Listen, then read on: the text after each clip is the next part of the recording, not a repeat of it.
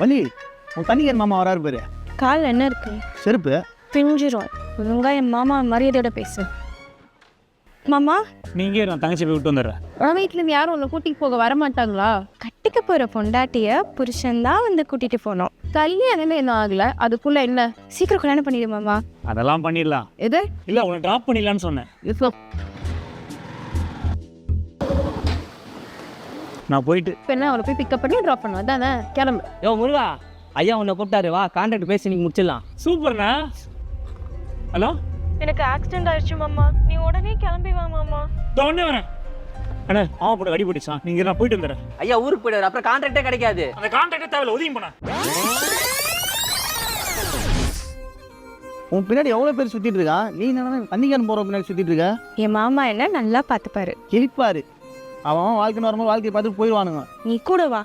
என் மாமா எப்படின்னு